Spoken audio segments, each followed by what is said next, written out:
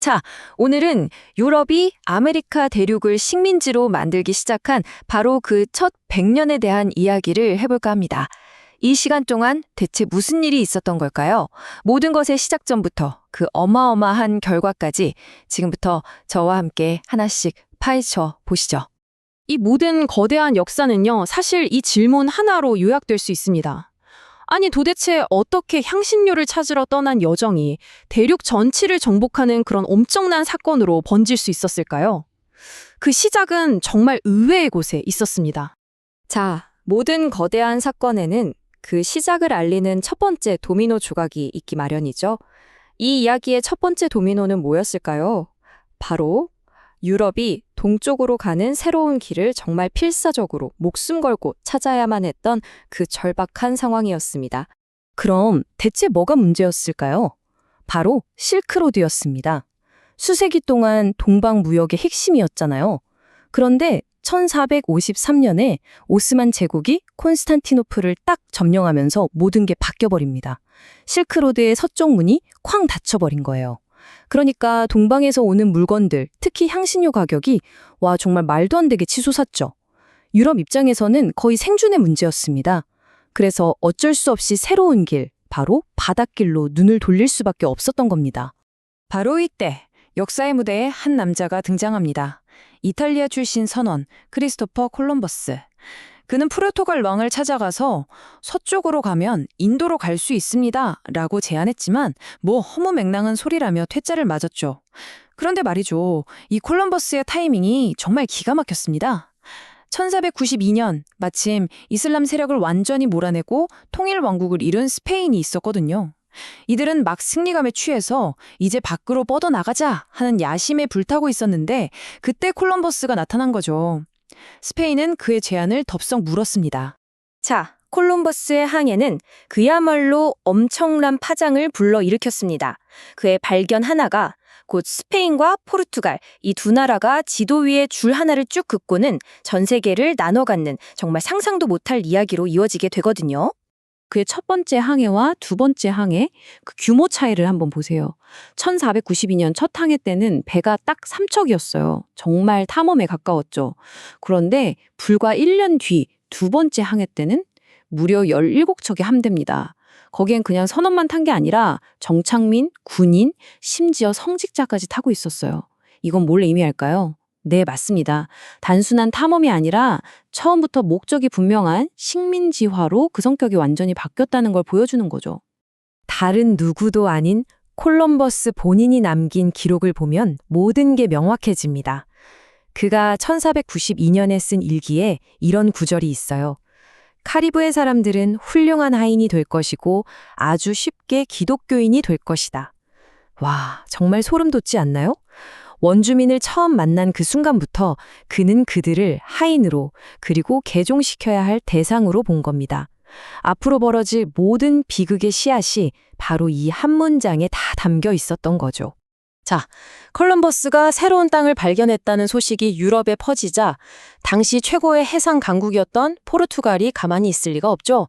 두 나라 사이의 긴장감이 막 흐르기 시작합니다. 이러다 전쟁 나겠다 싶으니까 당시 교황이었던 알렉산데르 6세가 중재에 나섭니다. 그 결과물이 바로 이 토르데시아스 조약이에요. 이게 뭐냐면요. 정말 말 그대로 지도 위에 선 하나를 쫙 그은 겁니다. 이 선 서쪽은 스페인 니네 거, 동쪽은 포르투갈 니네 거 해. 이렇게 유럽을 제외한 전 세계를 두 나라가 나눠 먹기로 한 정말 어처구니 없는 조약이었죠. 그런데 이 조약 때문에 아주 재미있는 일이 생깁니다.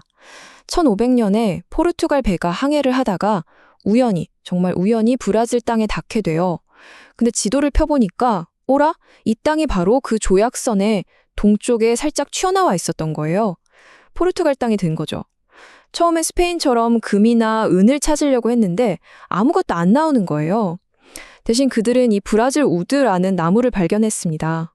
이 나무에서 아주 귀한 붉은색 염료를 뽑아낼 수 있었는데 당시 유럽에서 이게 엄청나게 비쌌거든요.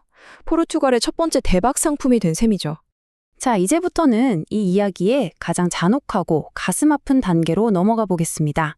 바로 스페인이 어떻게 아즈텍과 잉카라는 당시 아메리카 대륙의 거대한 두 제국을 그렇게 순식간에 무너뜨릴 수 있었는지에 대한 이야기입니다. 이 힘의 불균형을 보면 정말 입이 떡 벌어집니다. 스페인 정복자들, 이 콩키스타도르들은요, 사실 수적으로는 완전 열세였어요. 하지만 그들 손에는 강철로 만든 검과 총, 대포가 있었죠. 게다가 원주민들은 평생 본 적도 없는 말을 타고 다니면서 엄청난 기동력을 보여줬습니다. 이런 기술적인 차이도 물론 중요했지만 진짜 승패를 갈라버린 건 사실 눈에 보이지 않는 비밀 병기였습니다. 네, 스페인 사람들에게는 그 어떤 대포나 총칼보다도 훨씬 더 파괴적인, 정말 무서운 비밀병기가 있었습니다. 바로 질병이었습니다. 아스텍 제국의 수도 테노치틸란이 무너질 때 무려 24만 명이 넘는 아스텍 병사들이 목숨을 잃었다고 추정됩니다. 그런데 여기서 정말 충격적인 건 이들 중 절반 이상이 전투에서 죽은 게 아니라 바로 천연두 때문에 죽었다는 사실입니다. 수천 년 동안 고립되어 있던 아메리카 원주민들에게는요, 유럽인들이 가지고 온 이런 질병에 대한 면역력이 단 하나도 없었던 겁니다. 이 보이지 않는 병균과 보이는 무기, 이 두 가지를 앞세운 스페인의 정복 속도는 그야말로 번개 같았습니다.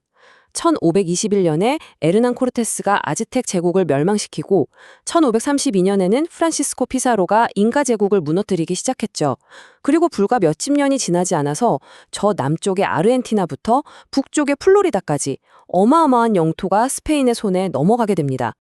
자, 이렇게 스페인과 포르투갈이 신대륙의 온갖 부를 독차지하고 있는데 유럽의 다른 강대국들이 이걸 그냥 가만히 구경만 하고 있었을까요? 천만에요. 이제 경쟁에 뒤늦게 뛰어든 라이벌들, 바로 프랑스와 영국 이야기를 해보겠습니다. 프랑스와 영국의 입장은 아주 간단했습니다. 아니, 교황이 뭔데 우리한테 이래라 저래라 해? 그 조약? 우리랑은 아무 상관없어. 이거였죠. 자기들도 당연히 신세계에서 한몫 챙겨야 한다고 생각했던 겁니다. 하지만 막상 신대륙에 발을 들여보니 이게 생각처럼 쉬운 일이 아니었습니다. 프랑스는 지금의 캐나다 지역에 집중했는데 살을 애는 듯한 추위와 원주민들의 저항, 심지어 스페인의 공격까지 받으면서 초반에 엄청나게 고생을 했고요. 영국의 엘리자베스 1세 여왕이 직접 후원했던 북미 해안 개척도 마찬가지로 쓴맛을 보게 됩니다. 특히 영국의 첫 번째 본격적인 정착 시도였던 로어노크 식민지는 정말 미스테리한 이야기로 끝이 납니다. 1587년에 정착촌을 건설해 놓고 보급품을 가지러 잠시 유럽에 다녀왔는데 2년 뒤에 돌아와 보니 정착민 전체가 단 한 명도 남김없이 흔적도 없이 사라져버린 겁니다. 사라진 식민지로 불리는 이 사건은요, 아직까지도 미국 역사상 가장 큰 미스테리 중 하나로 남아 있습니다. 자, 지금까지 유럽인들의 시각에서 정복의 과정을 따라왔다면 이제는 반드시 짚고 넘어가야 할 부분이 있습니다. 이 정복이라는 이름 아래 치러야 했던 그 끔찍한 대가. 바로 아메리카 원주민들이 겪어야 했던 그 인적 비용에 대한 이야기입니다. 물론 나라마다 원주민을 대하는 방식이 조금씩, 아주 조금씩 다르긴 했습니다. 스페인과 포르투갈은 처음부터 끝까지 자원을 빼앗기 위한 정복과 노예화에 집중했고요. 영국은 주로 땅을 차지하는 데 혈안이 되어서 끊임없이 충돌을 일으켰습니다. 그나마 프랑스가 나중에는 무역이나 동맹 같은 조금은 다른 방식을 택하긴 했지만 초기의 대세는 명백히 정복과 착취였습니다. 그리고 하나의 비극은 또 다른 거대한 비극을 낳았습니다. 처음에는 원주민들을 노예로 삼아서 광산이나 농장에서 혹사시켰어요. 그런데 앞서 말했듯이 질병과 과도한 노동으로 원주민 인구가 말 그대로 녹아내리기 시작한 겁니다. 일할 사람이 없어지자 식민지 개척자들은 어떻게 했을까요? 네, 그들은 노동력을 채우기 위해 바다 건너 서아프리카로 눈을 돌렸습니다. 이것이 바로 인류 역사의 가장 끔찍한 상처로 남은 대서양 노예무역의 시작이었습니다. 물론 당시 유럽에서도 양심의 목소리가 아예 없었던 건 아닙니다. 1537년에 교황 바오로 3세는 원주민들은 노예로 삼을 짐승이 아니라 구원받을 영혼을 가진 인간이다라고 공식적으로 선언하기도 했어요. 하지만 안타깝게도 이런 목소리는 탐욕의 눈이 먼 정복의 시대에 대부분 묵살되고 말았습니다. 자, 이렇게 첫 100년이 흘렀습니다. 이 시점에서 보면 스페인은 영토나 부의 측면에서 압도적인 승자였죠. 하지만 북쪽에서는 영국과 프랑스가 이제 막 게임을 시작하려 하고 있었습니다. 아메리카 대륙의 진짜 주인을 가릴 거대한 싸움은 사실 이제부터가 시작이었던 겁니다. 과연 그 다음에는 어떤 역사가 기다리고 있었을까요?